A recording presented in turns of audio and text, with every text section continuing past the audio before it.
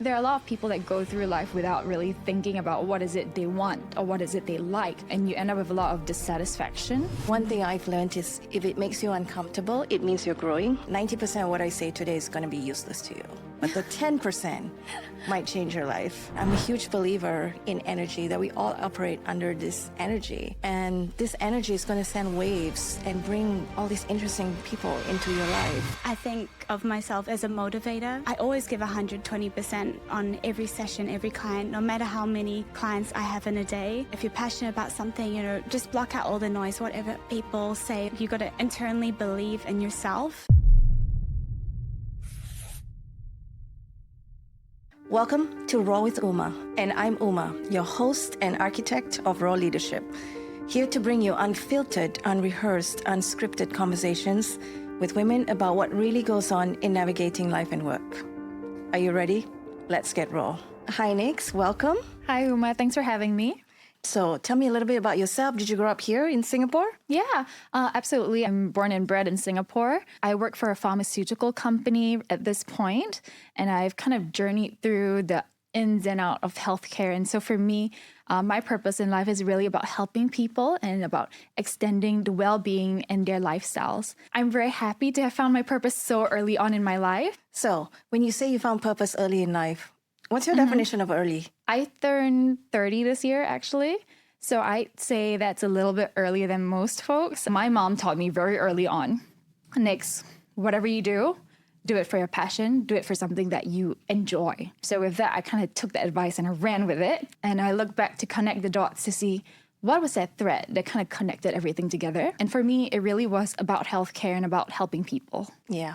Yeah. And I'm willing to bet that's going to evolve as you get into your 40s and your 50s and so on. Yeah, for sure. Yeah. So my question is about how do I be kind of that, hashtag girl boss or hashtag hustler, whatever you want to call it. As I'm transiting through these life milestones, I'm also advancing in my career. I'm really blessed to have opportunities, sponsors, mentors kind of thrown my way. And so I'm kind of looking at all the options I have. And I'm wondering, having seen some of the women transit from career to house mom to all sorts of things, is it true that I have to give up something for another? So would I have to sacrifice career for family life or vice versa? I think in every choice that you make, and firstly, it's good to just pause and reflect on the privilege of having choices, because not everyone gets to have choices. But when you do get to have a choice and you make a choice, I think you will always end up, quote unquote, sacrificing something. Mm-hmm. One of the questions I like to ask myself on everyday type of decisions, but even big ones, is this nourishing for me? So sometimes, and I'm going to give you a very classic example, I love drinking wine. My co-host today is my trainer, so I don't send her all the photos that I'm supposed to send her. But I do love drinking wine. And I ask myself that question. And on some days, it is nourishing for me, and I am going to have that drink. But on some days, it's not. Yeah. So something as simple as that in making choices. There's other questions I ask myself. But I want to come back to your hashtag girl boss. When you first saw that word, what came to mind? I think a girl boss is something that knows what she wants.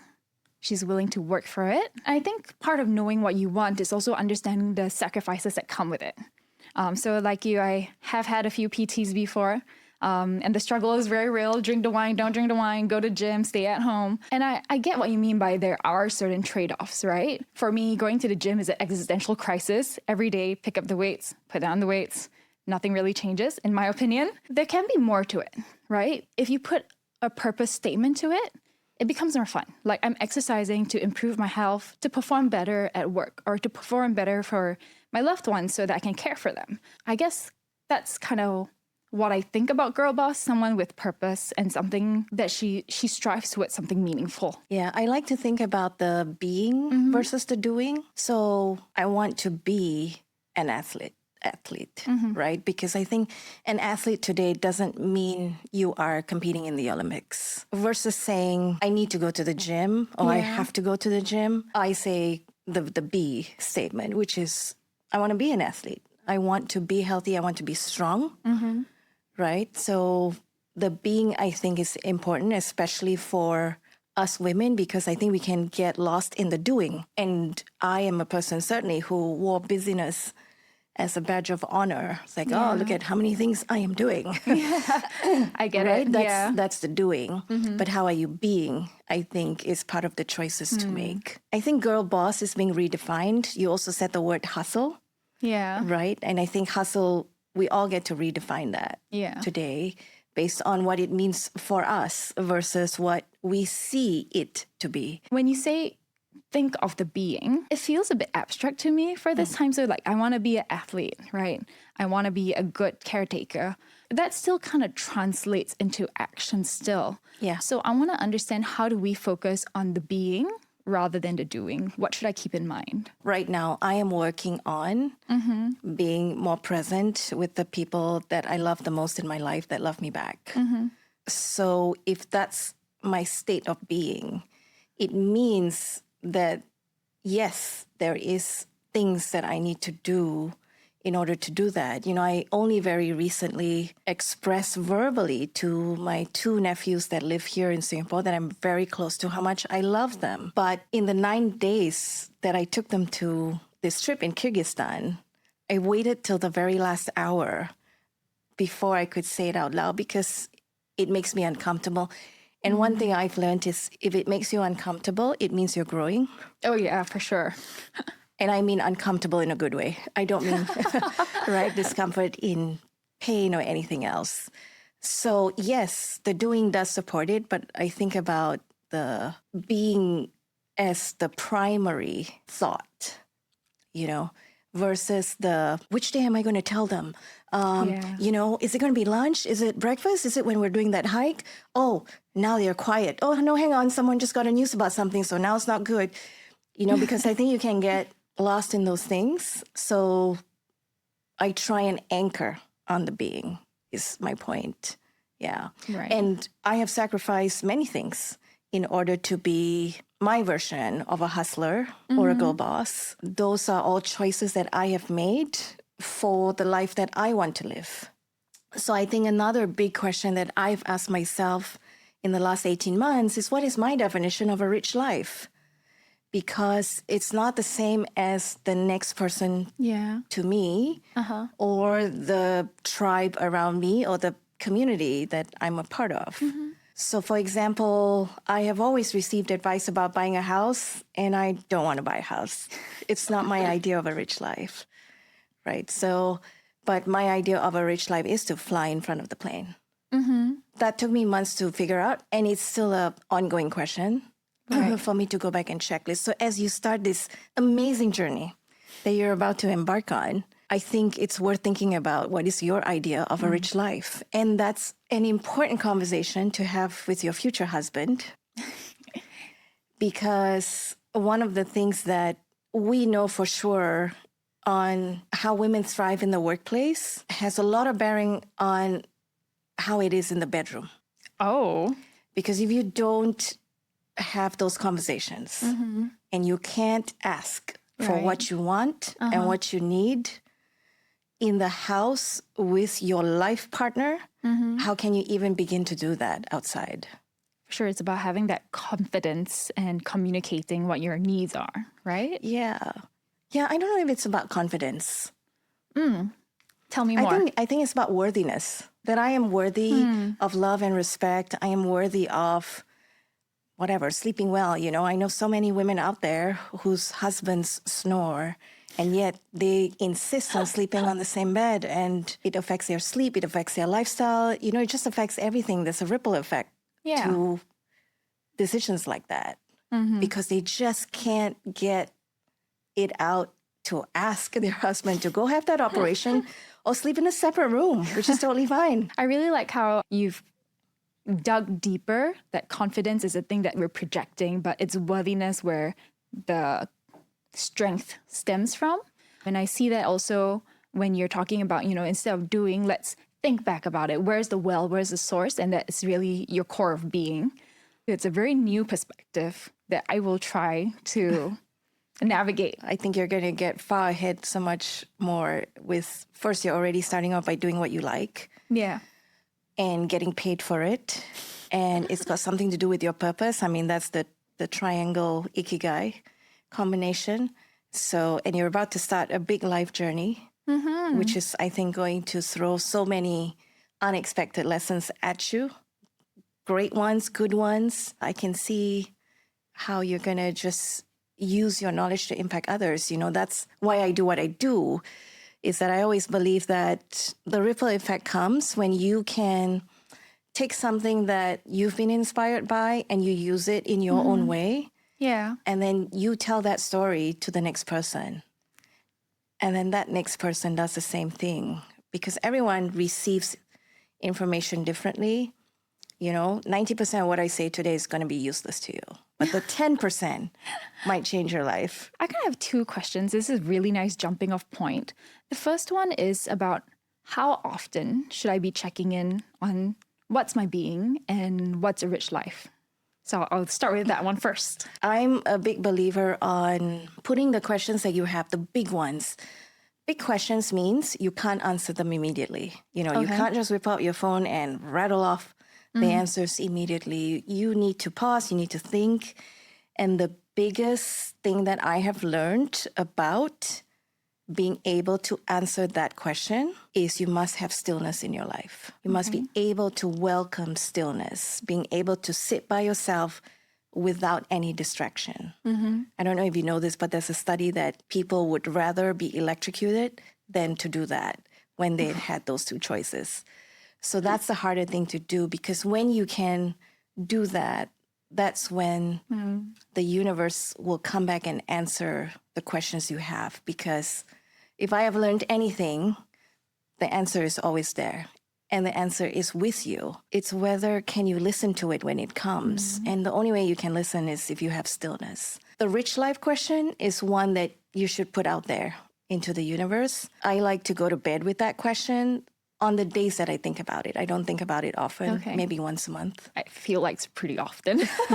Yeah, because it's my anchor, right? Yeah. On making decisions. Right. Especially right. now that I just exited the corporate world and I'm nervous about the financial state and what I should spend money on and not. So I go back to, okay, well, let's go back to what's my definition of a rich life. So I revisit it again. So I think in different points of your life, it is going to come up. The thing about going to bed with a question is that because your mind and body is resting, especially your brain, right? The most important part of our body and being, our brain, when it's resting and, the toxins are being removed, that's when it actually gets into your subconscious level. And it's not that you're going to wake up and suddenly the answer is going to come to you. But going to bed, just asking that question before you fall asleep is a good one. Any question. Yeah. So that's kind of how I look at it. But figure out what works best for you. Yeah, I guess I kind of get it, because what I do with some of the questions I can't answer, I just toss it into the back burner. I guess that's the subconscious. And a week or two, it just kind of spits out an answer. And I'm like, oh, that's pretty cool. I think we feel pressured sometimes to have answers. Yeah, absolutely. I'm starting to realize that not having an answer is totally okay. It's also an answer. Yeah. And we got to get comfortable just saying, oh, you know what? I don't know. I'm going to put it out there. I'm going to get more information. And a lot of times we feel like we have to make decisions when we don't have information. We shouldn't be. Yeah. And it's perfectly okay in any conversation, especially in the workplace, to be able to say, I don't know. Or I'm going to come back to you. Or I need more time to get more information and let me get back to you. A lot of times we're pressured to, especially women, because we already feel like, oh my God, I'm so grateful that I'm here. You chose me for this job. So now I got to prove myself. So let me show you how I can perform. Then I feel like I always have to have answers. I think having that vulnerability at work to say, like, I don't know, kind of also offers that invitation to kind of help and rally around a situation, which has I found very useful for me at work so far. I think a lot of the closest allies and colleagues I have all stem from me saying, I have no idea what I'm doing and how I'm moving forward. And I think that's something beautiful when people come together as a community to co-create and to move forward together. Yeah, absolutely. So this brings me to my second question, where you say, a ripple-on effect. Throwing one pebble in will just ripple, and you get thousands of people to kind of listen in and to make that change. So in Cambodia, women are not yet as empowered as we are in the cities. And so these women come out in the middle of the day when their child's asleep, when their husband's away at work, to sew, to weave thread. So I'm also just thinking of what it means to be a woman who is growing in an urban setting, who has a little bit more resources to kind of bring people on that journey. What can I do, or what can be done to kind of bring people, unite them forward? I think it starts by first understanding what you have to offer, and everybody has multiple gifts to offer. So do you first know what are your gifts, right? And there's a set of questions you can ask yourself to understand your gifts, but one of them would be, what is it that you notice that other people don't? Okay. Sometimes you're going to find yourself in workplace, outside, and you're noticing things that people go like, oh, really, I didn't see that. Oh, really, I didn't hear that. So what is it that you are noticing that other people aren't? That's like one of the questions. Okay, so you know what your gifts are? Start with one person. That's really how I started with Lean In Singapore 8 years ago, is to focus the impact on one person. Because if you're trying to think about impacting, insert your favorite number, I think you are starting off on the wrong point. And until today, I make decisions for Lean In that are only going to impact women positively. So for example, I had a leadership meeting with my team a few weeks ago, and if someone said, we need new banners because our banners are like from 2019. And my first question is, tell me how that helps a woman. So no, we won't be spending money on banners. So I think you got to be really clear about your why. I think the best people who stay to do work that are bigger than themselves understand their why. And the best example I can give you is when Helen and I first started Lean In 2016. So many people wrote to us to say we'd love to help. And then when we turn around, it'd be like nobody. Oh. And the ones who stayed are a handful. They were less than 10. But the one thing that united them all was that they all knew their whys. So I think those are like 3 things to think about on making impact. Right. So it's about serving the human, finding the... Figure out your gifts. Yeah. Yeah. Okay. Start with one person.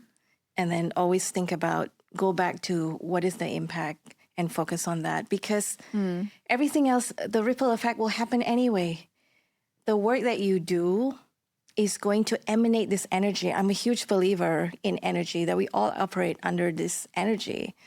And this energy is going to send waves and bring all these interesting people into your life. Yeah. So it will come, that's the pull versus the push effect.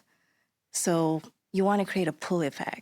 And so stay really focused on what is it that you want to help using your gifts, and stay true to that. Because everything else is just noise, to be honest. Like people say, oh, wow, you built a community over 7,000. I'm like, that's great. But all I care about is the stories that I hear back, that it made a difference to a woman's life. What's been your biggest challenge in being the girl boss? I feel like I get in my way a lot. Too much. Whether it's because I'm overthinking a situation, whether it's because I haven't made a decision, which is also a decision. I feel like a lot of it stems from the being, like you said, right? So I know the doing. I just kind of got to figure out the being. And so that will perpetuate and make it more sustainable to do what I do. I think that's kind of like my key takeaways from our conversation today. You might benefit from just a quick exercise on writing down everything that got you here and why people chose you to do what you do now. Okay. Because I don't think you're getting in your way, because then, everybody, the 6 billion people on this planet, we're all getting in our way. Right. Right? I like to do the 5 outs. Just to give you a What quick does that tip. mean? I learned this from my mother. I'm a perfectionist. And I've had to shed that over the years. I'm less of a perfectionist now. Now, as I'm building Elevate with Jin, we have a rule. Okay. We're like, is it good enough? Our definition of good enough is 51%. So we have, okay, is it 51%? It's 51%, we're going to go. But for the longest time in my personal life, the 5 outs means I get to have 5 outs a day. So let's say my first out was, okay, this morning, like the outfit that I wanted didn't fit. Okay. And then I was like, I can go into a spiral of, okay, why did I not try this on the night before? Now I've just wasted 15 minutes. Now I'm going to be, right? I can go into. So I was like, okay, that's my first out done. I got 4 more to go. So 5 outs a day so that you can get through the day faster, knowing you've got the 5. If you are someone like me it doesn't work for everybody, but someone like me who's like a, like high achiever, very intense and wants to get things done, I give myself 5 outs. So anything that I'm about to penalize myself for, I know how many I have left. And what I learned from doing this is that you build the resilience of, okay, I'm going to fall down, I'm going to get up again. And this mental resilience of just like, okay, I'm going to forgive myself, be kind, and then I'm going to move on. Right. I think that's the biggest thing that came out of it for me. I like that. I used to spiral a lot. And I think from then until now, I have improved. I hope I have. It gets better. Yeah, I hope so. But I think it's also part of the out I'm thinking is not just out of the negative talk and out of your head, but also kind of putting yourself out there. What are you saying yes to today that, so sometimes I look at my schedule, I'm like, no, I don't have time for this podcast. No, I don't have time to exercise. So I feel like that out also is, what's out there and how can I make myself more open to these sort of experiences. Thank you, Nix. It was so great to have you on the show and learn a little bit about you and your story. And I wish you all the best. What an exciting journey that you have ahead of you.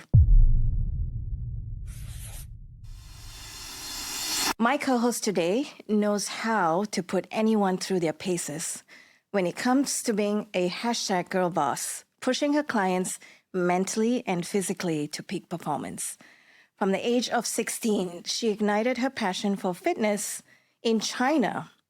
Fast forward to the present day where she founded Hype PT, a flourishing personal training company. Olivia is an important person in my life. Exercise is one of my non-negotiables. And what's unique about Olivia that I learned in the past 4 years of my fitness journey with her is that she is focused on her client. And she's an expert on being able to push you to do more when you think you can't anymore without the likability penalty. Olivia, welcome. It's great to have you on the show. Thank you for the kind words and thanks for having me on the show. I'm really excited to discuss everything with you today. So I want to explain what I just said because I think that's the first time you heard me say it. When we're at the gym, right? And it's obviously very male-dominated in your world too. A lot of That's right. male trainers. I'm starting to see more female trainers. Yes, it's very exciting. I always notice 2 differences about you. Number one, you're not on your phone half of the time and you're focused on me. And you're actually like paying attention, like you're counting my reps. You are like checking if we should do more weights, less weights, right? Yes. So you're really, that's what I mean by the focus bit. And then I think as a woman, when you try and be pushy, because that is your job, you have to push me to do more because you need to challenge me. That's right. But sometimes when you do that, and I know for sure when someone's pushing me, depending on how they push, I might not like it. So, true. and then I don't like them. So, but you do it in such a great way. I call it walking the tightrope. It's like this nice balance of too masculine, too feminine, and you walk the tightrope nicely. Thank you. Is that when you push me, I don't hate you. Thank you. That means a lot.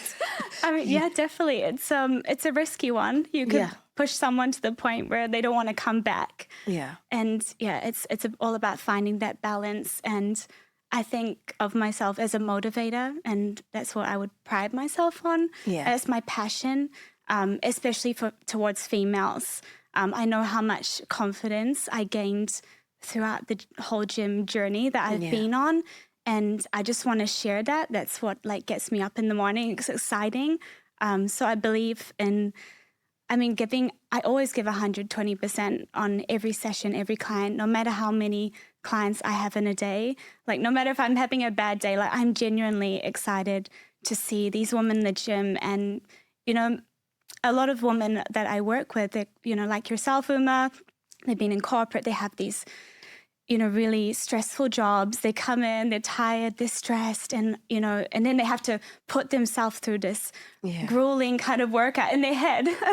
But I like to see them leave the gym with a smile on their face. Yeah. They've accomplished something. And, they've done something that, that those extra 2 reps they thought that they couldn't do. They did that. And maybe with a bit of me in the background going, yes, go do more. But it's that sense of accomplishment that they get from it. Yeah. Mm-hmm. So you just heard my conversation with Nix. Yes. And she had some great questions. And for sure. She's about to start a new life as well.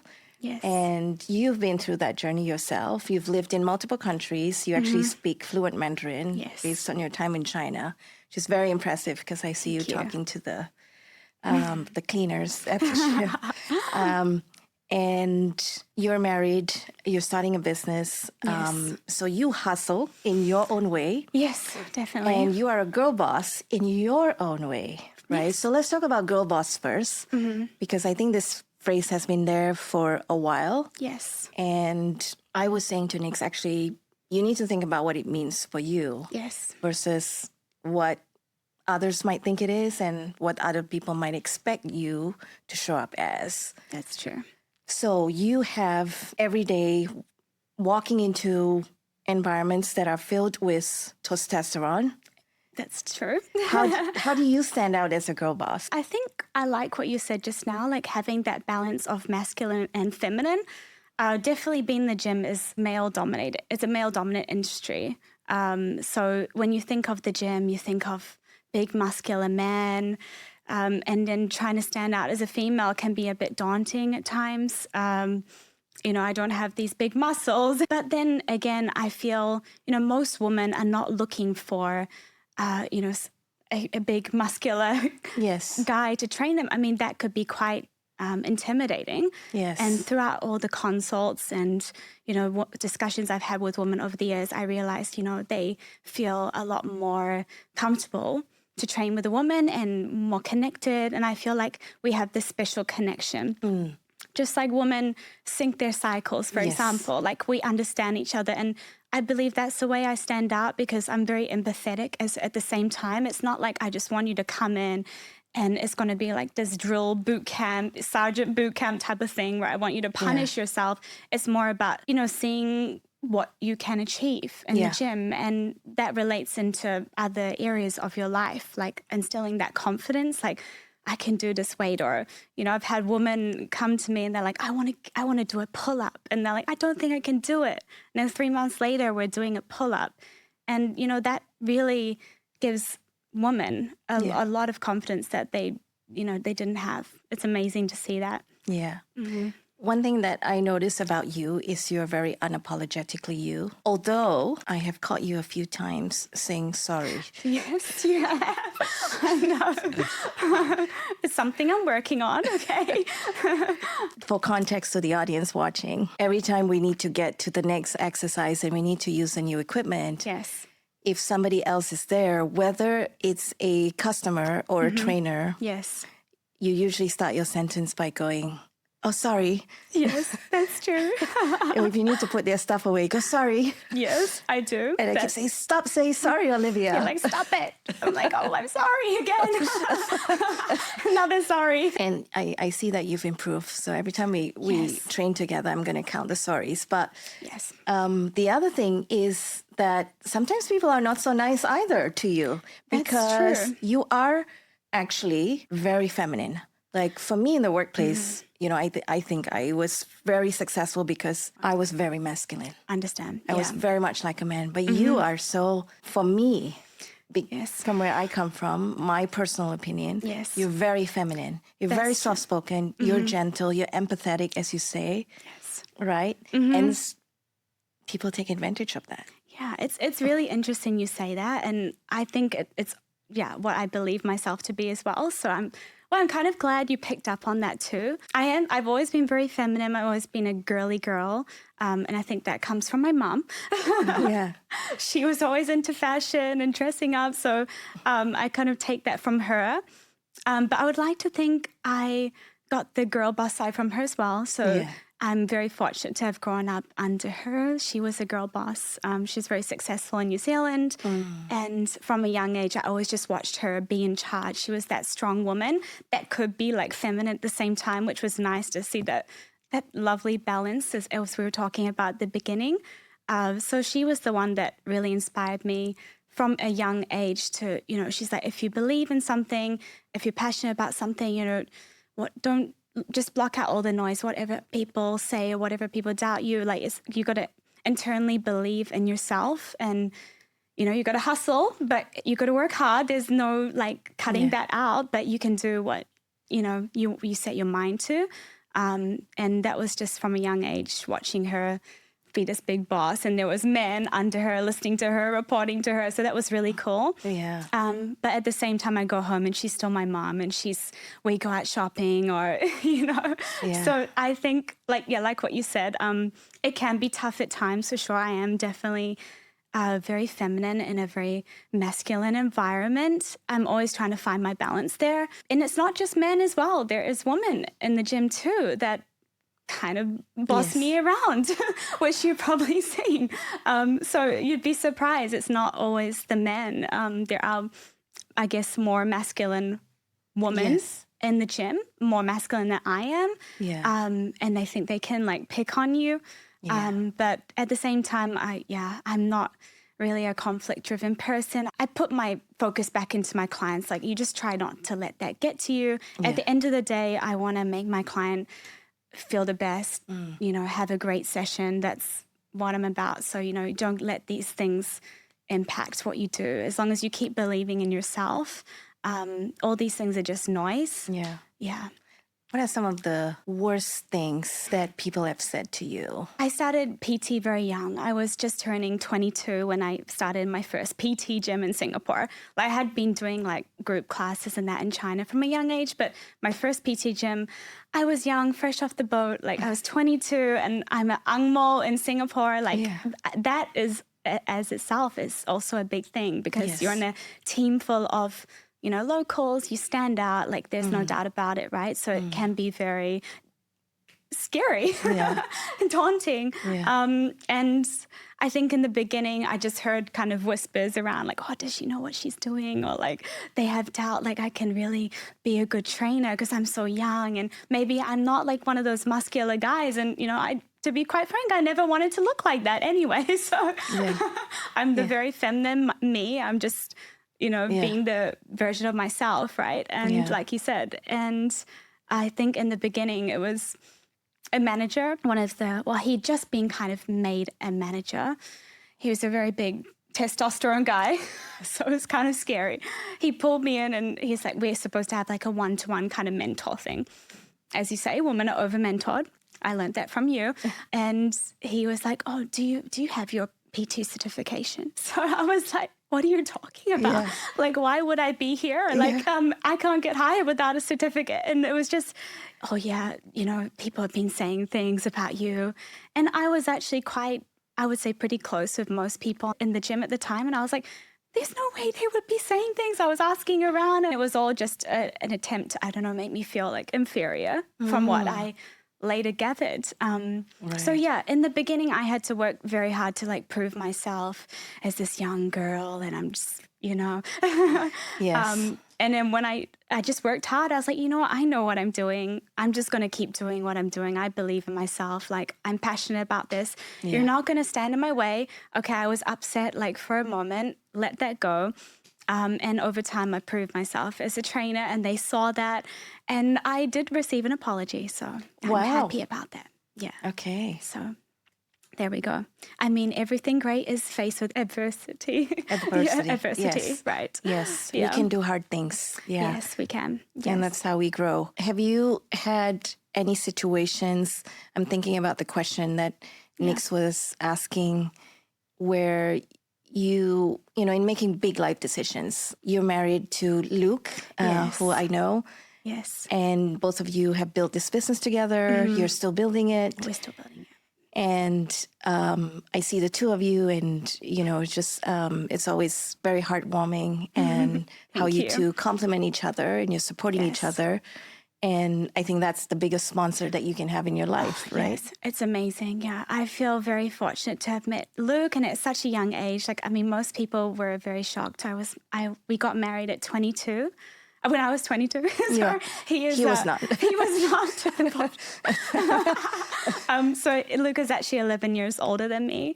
But at the end of the day, like, I've always been friends with people who are older than me. Yeah. I think growing up in China and adapting to that cultural change was massive compared to New Zealand. And I had to, you know, I was on a mission to learn Chinese, and I wanted to do it the fastest. I wanted to beat my brother. I was like working overtime for that. I think that's where a lot of my maturity came from. Yeah.